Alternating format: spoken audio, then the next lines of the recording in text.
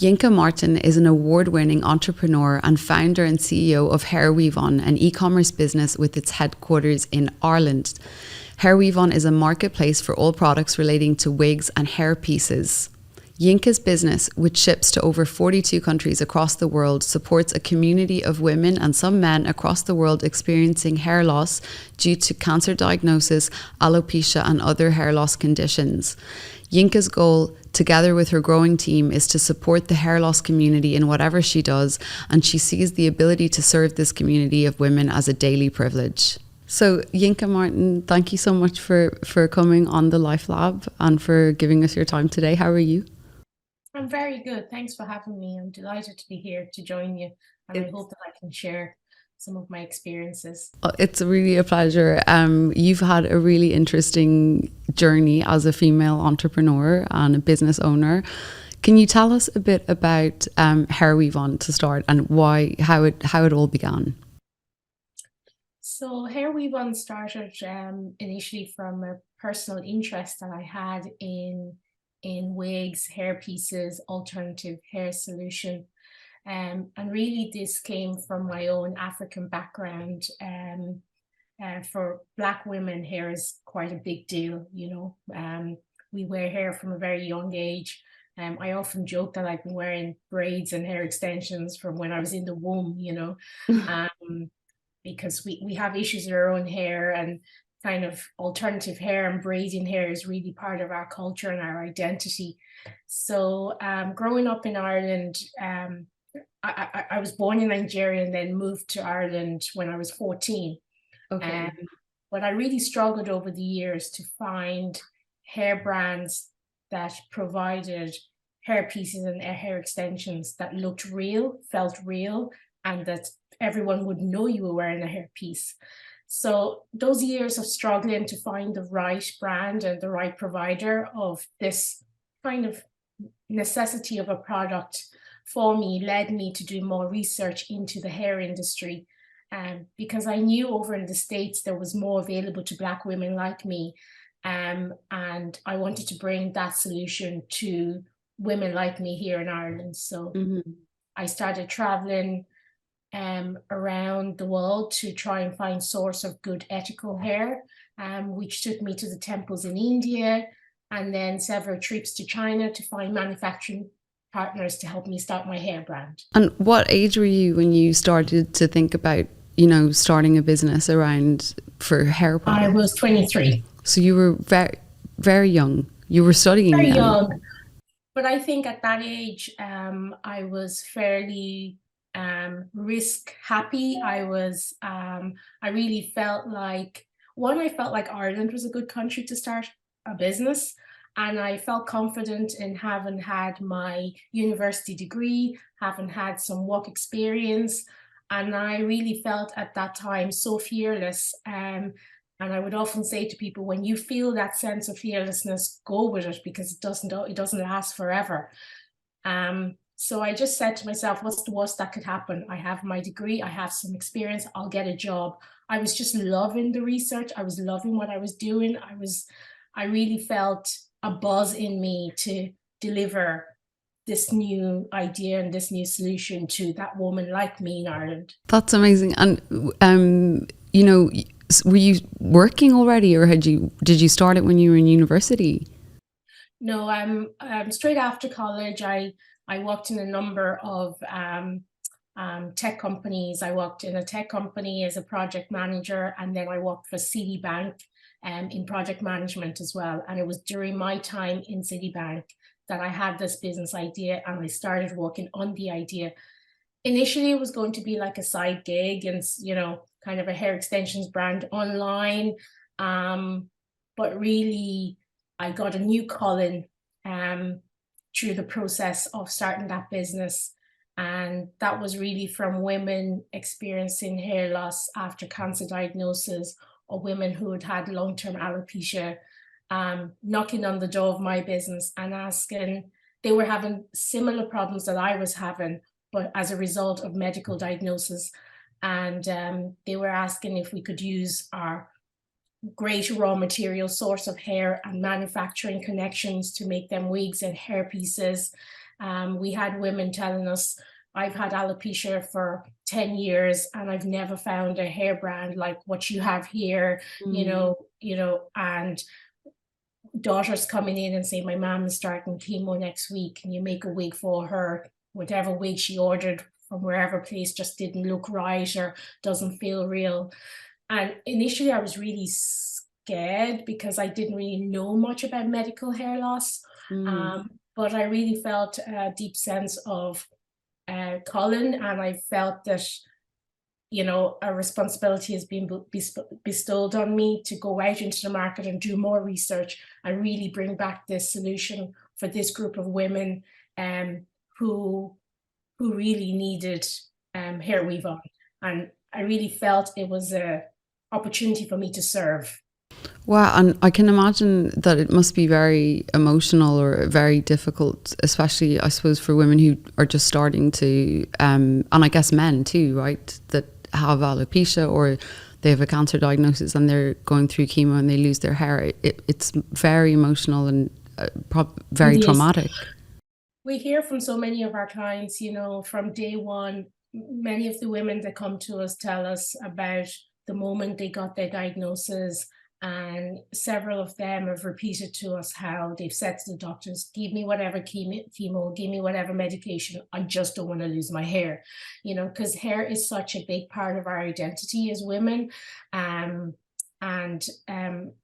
is so important for us to, we want to be able to, women want to be able to deal with the medical situation. But for us at HairWeavon, our job is to help them look after the hair side of things and kind of let them know that we've got their back when it comes to the hair situation, and they can look after everything else. Because most women just want to get on with things, but they don't want their neighbors to know what's going on, or they don't want the whole world to know. They, maybe their immediate family, but they still want to look like themselves. They don't want a quick telltale sign that they're going through whatever it is, Yeah, it's and I mean, at that time, that was what, 12 years ago you started, right? 12 years ago. Yeah. So there was nothing really there was nothing on the market then that could kind of help them. There were brands on the market, but back in the day, wigs are not what they are now. So many women will come in and say, I don't want to look like so and so. I don't want to name names, and they had this fear that they would look like it looks fake or something. It looks fake. Yeah. And what most of our clients and most women want is just to look like themselves. They just want something that's going to resemble their own hair, something that's going to look good, feel good, and that nobody would tell that you were wearing a wig or hair pieces. And that was the same desire that I wanted as a young girl growing up in Ireland, looking for hair loss solution products or alternative hair solution products. And so how did you, so there was nothing like that, they couldn't at the time 12 years ago when you started, nothing kind of fitting that, what they needed in the market. How did you go about then saying, okay, I'm going to go and find the materials and make my own stuff? And it became an e-commerce business, right? You had an... Yeah, like I always wanted my business to be e-commerce from day one, initially as a lifestyle business, so I could kind of keep that going and a full-time job. But there came a point where I really felt like if I'm going to do this, I want to do this right and I want to do this properly.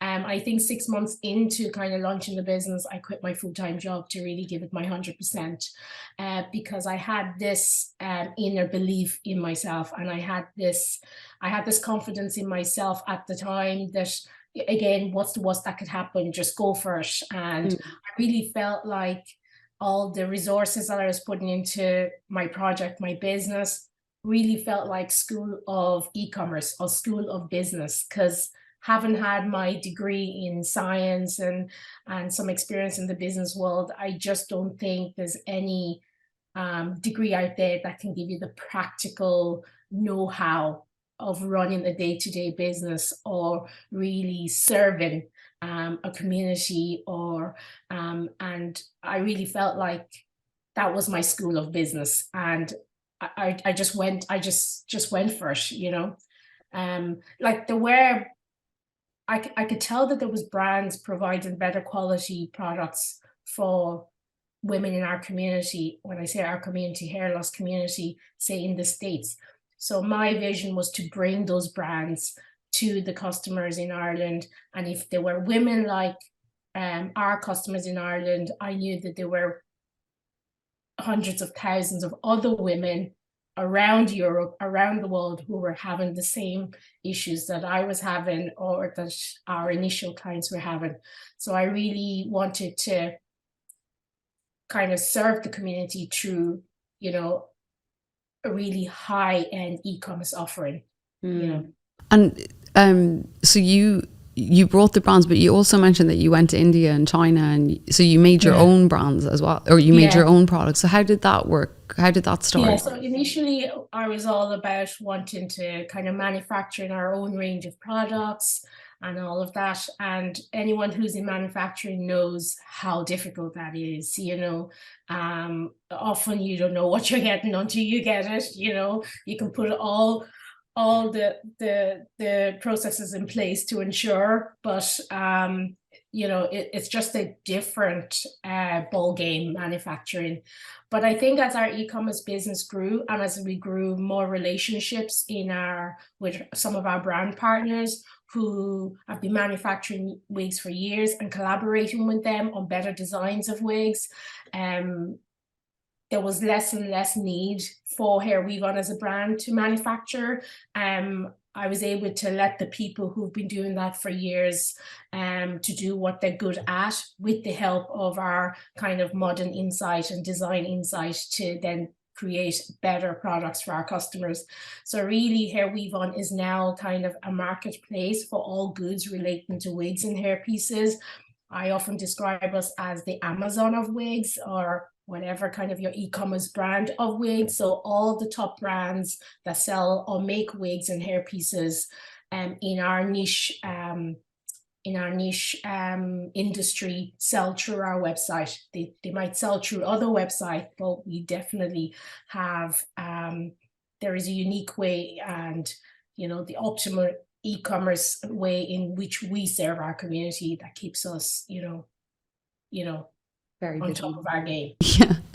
And you ship to 42 countries now, right, around the world? Yeah, 42 countries. So, like, you know, this didn't happen overnight, you know. I remember some 12 years ago when you first get your first order online, you're like, you know, and like, I remember times when we get a new order from a new country that we've never had before, and the buzz in the office, and, you know, just knowing that, you know, knowing that, sure, this virtual means I'm reaching that woman, and my business or my team are giving women in so many countries not only the solution of the hair, you know, hair product, but also a virtual hug. Because from the moment the women get in touch with us, you know, this is such a personal thing for them. And often what they pay us for is more than the hair. It's often the fast communication, it's the ease of communicating with us, it's the fact that we're experts in our niche field, it's the fact that we are kind, it's the fact that we genuinely care, it's the fact that it's not just about selling to her, it's about helping her achieve the look and feel that she's looking for. And to know that our business, with the help of my amazing team, are there to give that woman so far away in whatever country she is a virtual hug and I've got your back, you know, for me, that's business. And I think that's my greatest achievement, is to be able to do that on a day-to-day basis. Yeah, I mean, I can imagine they really need, you know, the support means everything. Like I think we were speaking before, and I was saying that after COVID, I had, you know, hair falling out like in chunks a couple of months after it, and then it stopped. But even that was a small, you know, experience, not compared to alopecia, and I was like traumatized, like getting out of the shower and like big chunks of hair coming out. So I can imagine that when that, at the beginning, when you find out if you're losing your hair or if you're going through chemo, you just panic, right? And you just want to find someone to help you find a solution so that you still feel like yourself, you know, and look like yourself. Absolutely, and that's what we try to do on a day-to-day basis in our business, and in everything that we do is all about serving. Um, I see us as a business with a real purpose, with a real, like, our team can see how they're impacting people's life on a day-to-day basis. You can really see the end result of that smile, of that email back from that person, and going out of our way to just get people sorted. And just, there's a lot of anxiety that goes with hair loss, and often people are so frantic and they're so scared, and it's just calming them down, and even from the first moment that they approach us, they know that they're in the right place. Okay, I feel a bit better now. I think it's going to be okay. When we hear that from a client, we know we're doing a good job. Even from the initial, going on our website or going on our social, just to reassure them without even having spoken to them. That's all the work that we do in the background to really help our customers on a day-to-day basis. Yeah, and I've seen, the website has some amazing products on there that, they're just fabulous. Like, they look incredible. Even I was like, I want that one. So some of them are gorgeous. So like, it's been a 12-year journey. You're a founder of an e-commerce and almost like creating a community space for people with in the hair loss community. In those 12 years, you must have obviously had a lot of challenges that you've overcome. Can you share some that come to mind and how you overcame them? In terms of challenges, there's been many. There's been times when I've gone months and I've just been buzzing. Oh, we're going to do this, we're going to do that, and I've had a bad day, and I'm telling my husband, how can I get out of this? And then the next day I'm like, let's go. What I do love about my business is that there's always room to keep progressing, to keep innovation, especially in the e-commerce space. We really want to be the best. I've kind of become an e-commerce nerd and a hair loss solutions expert, kind of. It's kind of two kind of opposite ends, but doing both right. It's all about serving the community and the customers. Plenty of challenges. One is that I've always tried to grow the business on a shoestring. We didn't have a big marketing budget. We didn't have a big investor to start. We really started from the ground. I started with my own savings. I just plowed back money into the business. Even when we made our first €50, €500, I wasn't so quick to put it in my pocket. I knew that I wanted to develop something greater than just a wig shop. I knew that we could really become a brand, an internationally recognized brand serving women in so many countries. So but at the same time, just the investment wasn't there in the early days. So, and I was, initially you're kind of fearless going in to start your own business, but the fear creeps in slowly, because as a mom, as a woman, life just takes over, and you start to get a bit scared, and you don't take the level of risk that maybe I did when I was 23. But how I've overcome those fears and those kind of financial restraints is really, I've always had a mentor from day one. And my current mentor, who I've been working with now for 7 or something years, he's really been that person who's given me the pat on the back to say, not so much go off and do this, because I'm actually quite self-motivated. When things need to be done, I just get them done.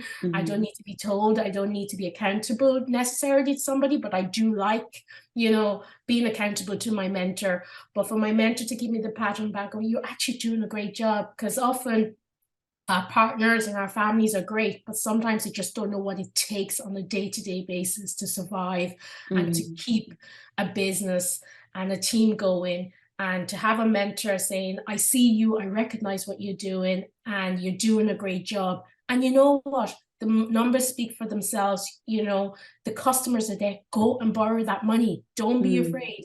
And you know, when men need 10 grand, they ask for 20. But when we need 10 grand as women, we ask for 5. So it's having people like that who've really cheered me on and just kind of spurred me on at moments where I kind of felt a little bit kind of risk afraid, you know. So that's really been a great help for me, that kind of constant mentoring.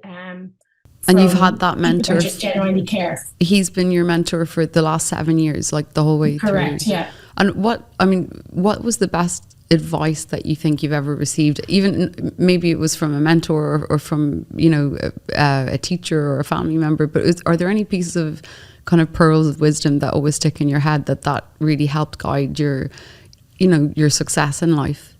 Yeah.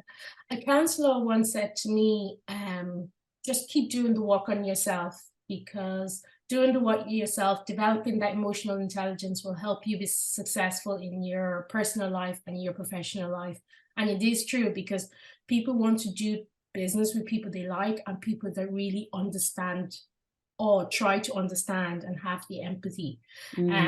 So I think the more over the years I've really worked on myself, my own do you mean like your well-being, my own inner self, my own, you could call it spiritual self. Actually, the more I've become successful in many parts of life, because more than anything, connecting with people and serving people and serving women, that's like, I was never a hairdresser, you know, and so like this whole journey and this whole organization called HairWeavon didn't come from, you know, like a trade that I was in or anything like that, but it was because I genuinely wanted to help, and I saw an opportunity to serve. And I feel so blessed that at such a young age, I found my purpose. So I don't have to spend my 30s or my 40s still trying to find that. There's nothing wrong with that. But I feel so grateful that I was able to find my purpose and get stuck into something that was really making a real difference in people's lives. But yet at the same time, serving the community, but yet being able to put a business hat on and say, if I really want to keep serving so many women in so many countries and keep doing what I want to do, better put the business hat on, because in the early days, I would have just given it all away. I would never want to see anyone go without. But it's constantly juggling those two sides of you, you know, the human, the business, you know, and finding the balance. And just constantly working on myself as a person, that I know that whatever I do or that I've done from day one, I've done with integrity. So for me, having the peace of mind to know that I'm doing something worthwhile, I'm doing something impactful, selfishly, I'm fulfilling my own personal purpose in life, as a woman, as a mom, as an entrepreneur, as a professional woman, you know. That for me is the joy, you know. Yeah, I mean, that's really that's quite an insight. Just that you're saying that the more you worked on yourself to be the best version of yourself or a better person, that you became more successful. And what is that? Yeah, I agree, because connecting with people is the best thing anyone can do for themselves, and connecting genuinely with people from all different cultures, from all different age groups. You know, one of my very good friends, a 96-year-old neighbor of mine who I spend a lot of time with, you know, and she's very grateful that I call into her, but I'm so grateful that she gives me her time, you know. So learning from old and young, and, you know, spending my time genuinely connecting with people and talking about things that really matter. That's, you can't underestimate the value of that on your overall life, professionally and personally. Yeah, I completely agree with you, especially about speaking to, you know, people in their 80s and 90s. Like it's a privilege, like, to get there, to have to spend time with them, and make connections with them, and, you know, get them to share their thoughts and their experiences. I love that too. And in that vein, I mean, you're still so young, and you have 2 kids, right? You have 2 daughters. Yes. What do you know now that you wish you'd known when you started?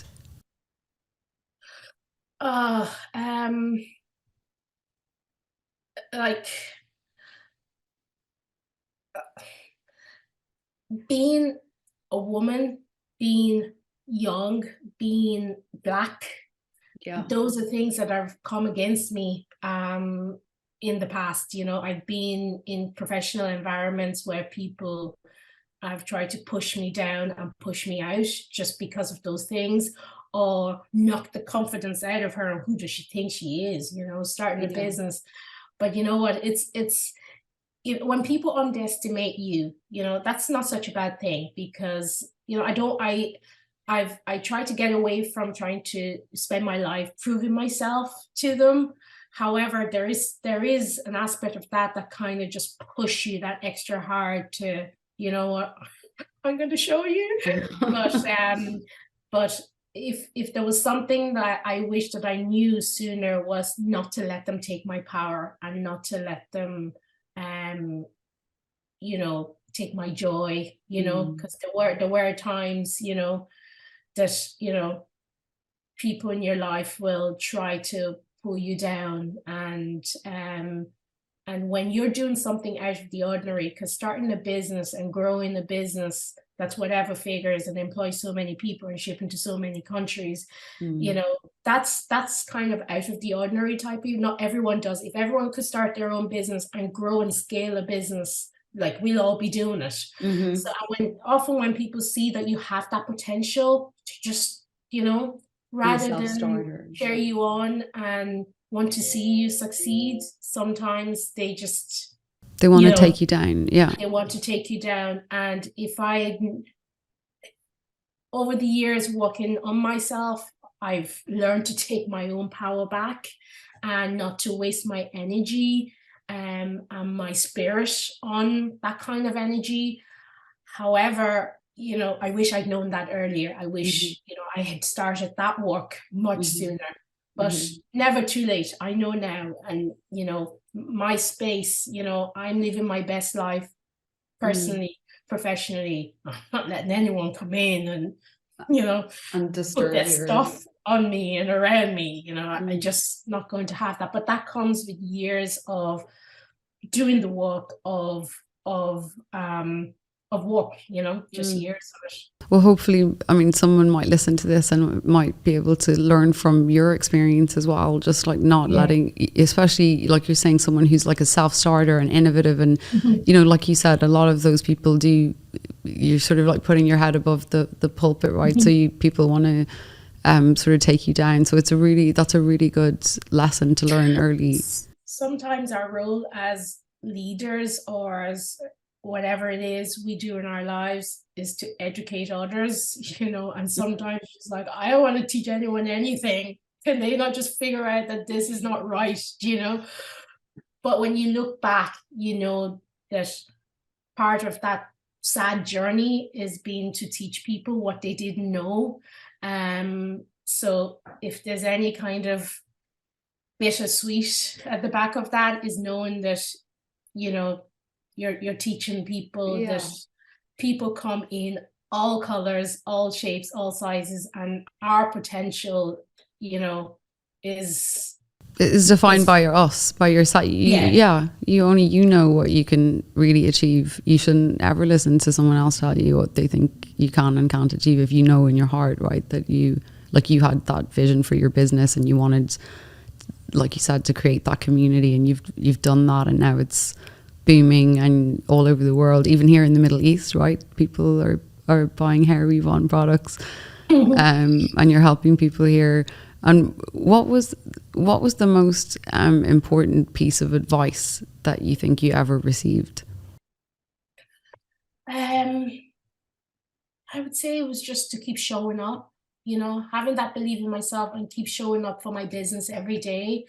Like, there was times in the business where there was no sales coming in. Like, as an e-commerce business now, we sell every day, even on Sunday. Shop never sleeps. That's kind of like the downside of it. There's never, shop never sleeps.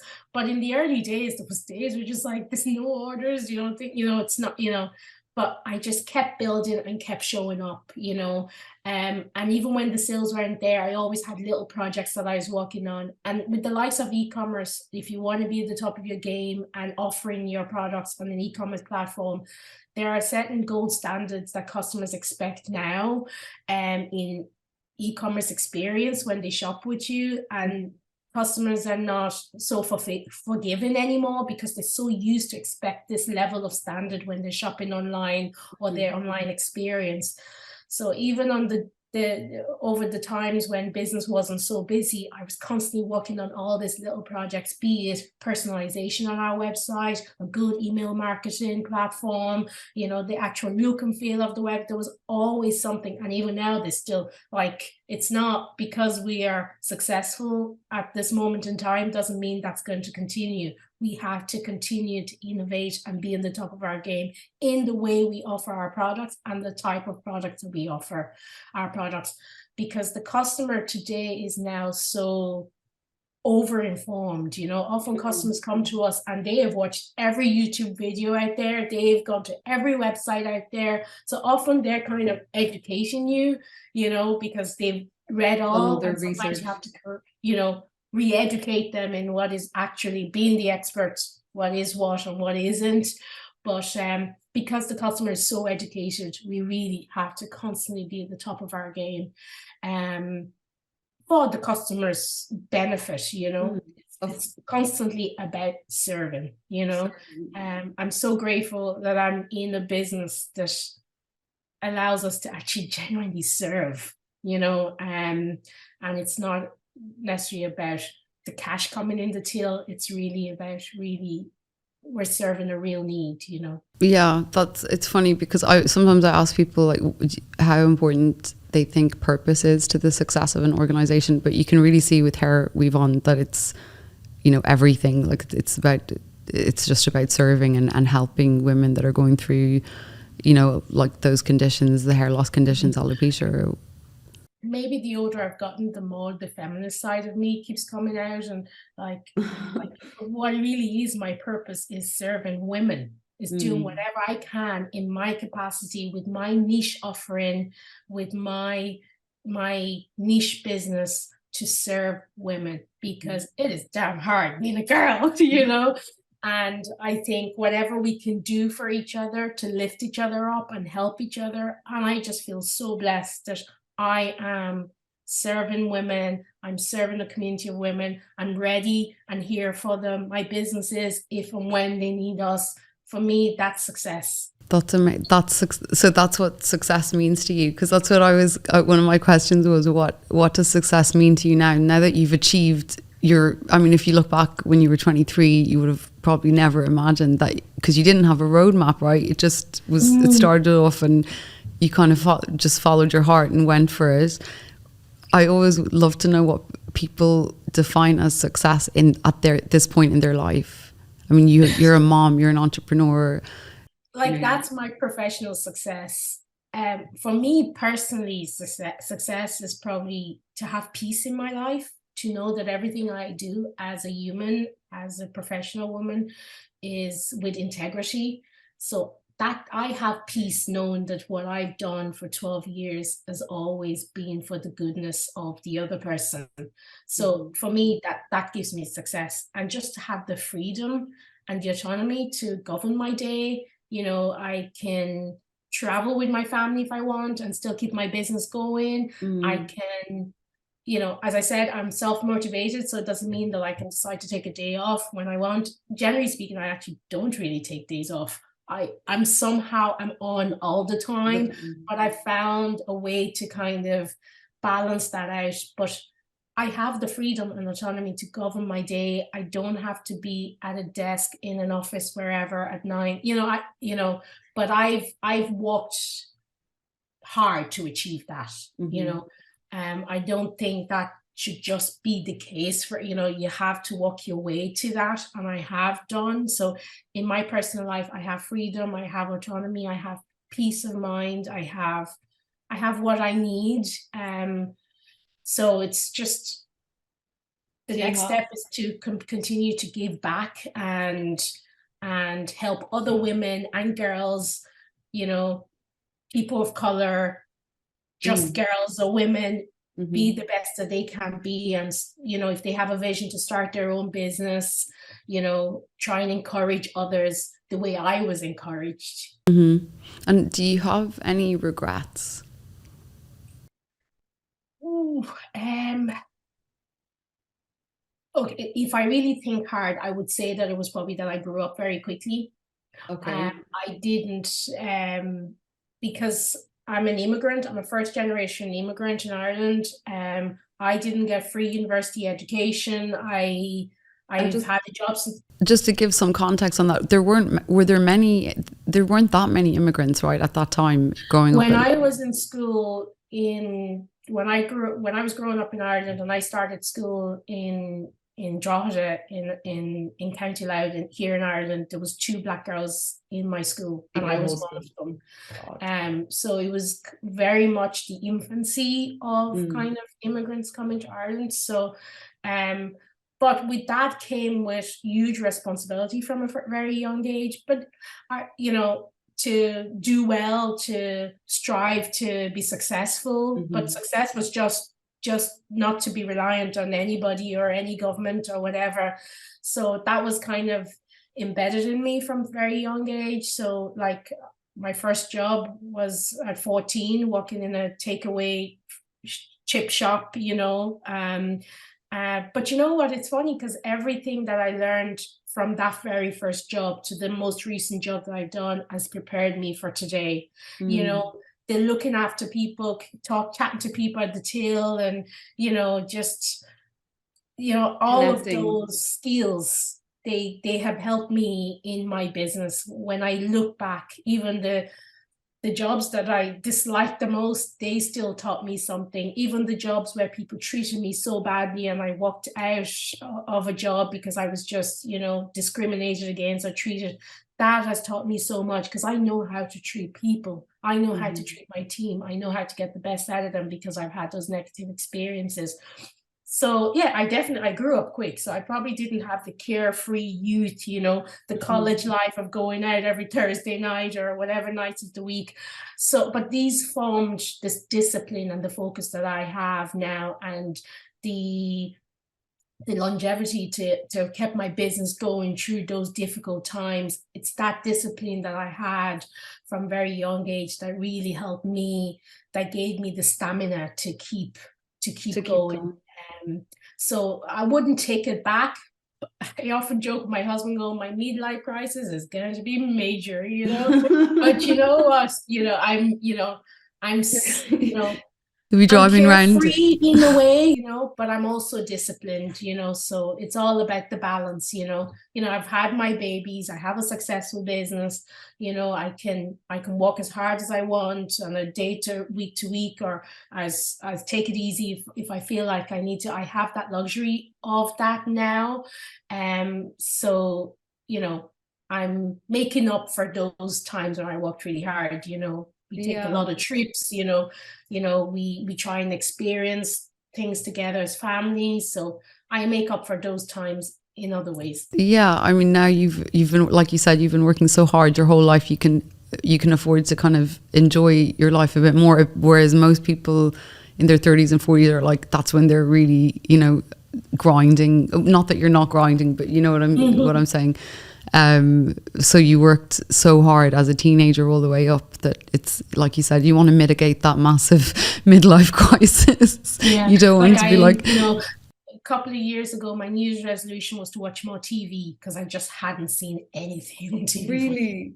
I wasn't watching any shows. That was like when I said that to my husband, I really watch more TV, but he kind of got it, because, you know, to sit down and just for a long time, to sit down and just relax and not doing anything kind of made me uncomfortable. I was like, I should, you know, be doing something. I'm getting much better at that now, you know, and I enjoy, you know, lighting my candle and putting my show on or whatever it is, and meeting friends and really connecting with people that really I care about and really matter, having, you know, important conversations, and, you know, traveling, and, you know, being there for my girls when they come home from school every day. That is success, you know.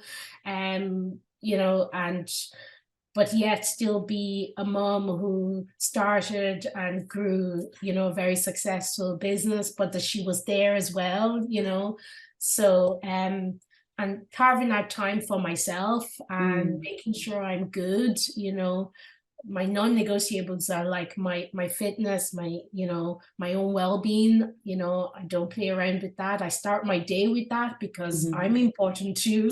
So let's look after me first before we look after the world for the rest of the day. And once I've done that for me, I kind of feel good the rest of the day, and I know that I can serve and I can be of service, but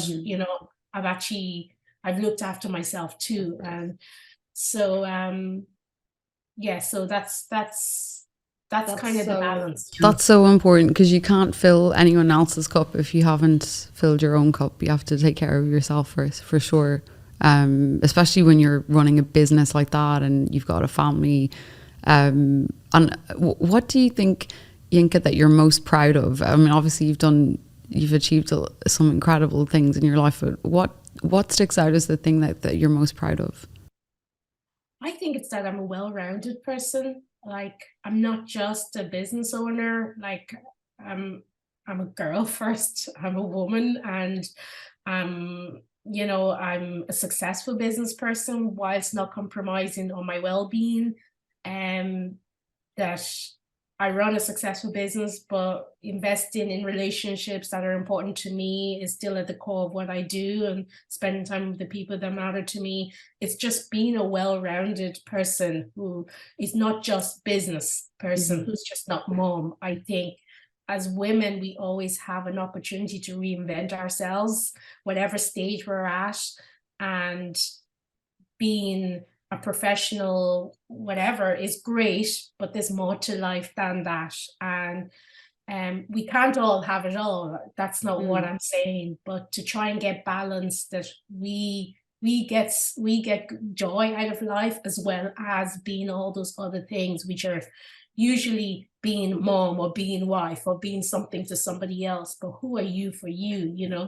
And for me, that's what I'm proud of, that I feel well-rounded. I feel like You're like I'm really super making balanced. a conscious effort to balance everything and to look after me, as well as be all of those things. Yeah, you really come across. I mean, you really come across like with somebody who's really super like strong, like mentally, physically. You really like a healthy sort of energy coming. Like it's really amazing. Like I think in But a that lot doesn't that has come from years of having it both ways. I've I've nearly had to almost be knocked down to really pull myself back up and discover the strength in me as well. Like life has happened, but it's funny, like crazy things could happen and devastating things could happen, and if you've done the walk up to now, yes, this is really bad, but you're like, what can we do? I can't control this, that, and the other, but what can I do?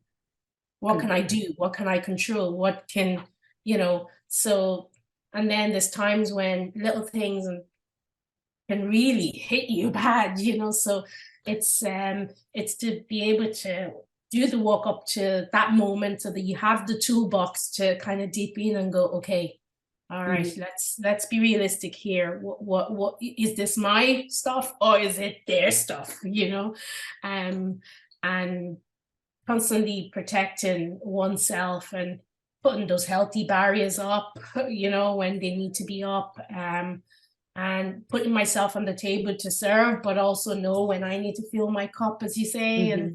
And I think that's important, because as women, we can give, and then we're just so empty then, I know, yeah, that's so we true. don't know who we are then at a certain stage going, That is so true. That is so. and kind of have to be selfish sometimes to discover who that person is, and constantly rediscovering our new self, and just be a little bit selfish Mm. to discover. Just take care of ourselves first. Mhm. And like you said about putting up the boundaries and all of that, it's so important. And because, like, you know, as women, and you know, obviously then there's, like you mentioned before, about being black, and that's even, you have to work harder, you've less room for margin. You know, people aren't as forgiving as they would be to, you know, like a white guy or even a white woman, whatever. It's so, it's, you have, like that, you mentioning, like, drawing deeper just to find your strength, right, to deal with Yeah. those situations. But all those things that kind of made me different in whatever environments I found myself in, be it black, be it being the female, be it the young one, whatever, Young one you know, too, yeah. they're all things that some people have also seen it as a reason to cheer me on and see me do well. For sure. But then there's the other side of the coin where some people will try to bring you down.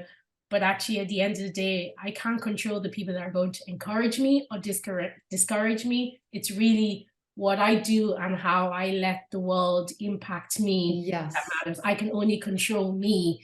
So in order to be successful in whatever it is I'm doing, it's important that I just keep working on me and building myself up.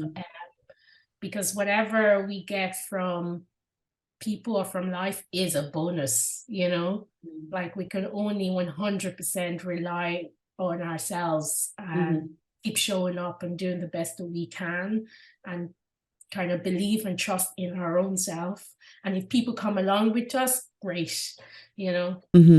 No, I couldn't agree more. And that's a really, I think, the most probably powerful lesson I think you can ever learn in life. But are there any, like, movies or books that have really helped impact your life or guided you, or you felt like you changed after you read them or you saw them? Not so much movies or books, but I would say I probably grew up in a generation of watching Oprah Winfrey. I would have watched her show at an early age, and I learned so much from that. And now I probably listen to her podcast, Super Soul Conversations, probably 3 times a week. And it just helps me bring together, like, I find that her podcast brings people who I don't have, like, I'm not a big reader, but I get a snippet of books that really matter, and you know, in this world, or conversations that really matter and what having, helping me delve in and discover my own spiritual or human self. So that's definitely one piece of content out there that I would highly rate, and I know that it's really benefits me, and I know that it's good content. Because again, I try to protect myself, so I'm not like it's nice to watch stuff like that's just like, you know, the brain dead stuff that's below. Stuff. At the same time, we often have to be kind of the watcher of our own selves as well, so that we don't get triggered by just stuff that we don't need, or let the fear come in from other unnecessary content. So but you know, Oprah Winfrey's Super Soul Conversation podcast is something that I really enjoy and I listen to all the time. And the kind of audiences that she has on, it just resonates with me, and it just helps me develop as a person. But I also am a big fan of Super Soul podcast and Oprah Winfrey. She's just incredible. So that's a great representation is also really important. So having seen someone like her from a very young age doing it as a woman, as Black, you know, subconsciously does something for sure for you as well. And I suppose kind of for me to be able to hopefully somebody else see themselves in me, you know, if she can do it, I can do it. You know, it just, you know, it's this is how we impact each other, without, you know, this is how we impact just by being the leader of our own little show, whatever your show is, you know, and you're leading that, you know, you have an opportunity to impact positively and inspire others. Yeah, and put something good in the world. Yeah, I mean, obviously Oprah is on just another level, like what she's done with her. I mean, it's just like extraordinary. But I can, even I think, like you said, she's a role model for so many people, and she helps so many people. Even just kind of the content that she shares, and then giving people access to people that they would probably might never have had access to, having that knowledge. And it's so powerful. It's like, yeah, and that's great, and like all of that stuff is brilliant, but I just do love about that that she is still just a girl, just a woman. Sometimes if we just go back to the basic and just remember that and see ourselves, any girl, any woman, see yourself, that's something too, just to remind us how powerful we are as female and as women. That's beautiful, Yinka. That's such a good message. I just want to thank you so much for your time today. It's been absolutely, like, honestly, such a pleasure to hear your story. And it was my pleasure. Honestly, thank you. And I hope that people here in the region as well I know you have a lot of customers here, but I think it's great that people know about the products and that they can order them here too in the Middle East, and go on to hairweavon.com and check it out. And just want to thank you, Yinka. Thanks so much for your time today. You're welcome. I'm delighted to have been able to do it. Thanks.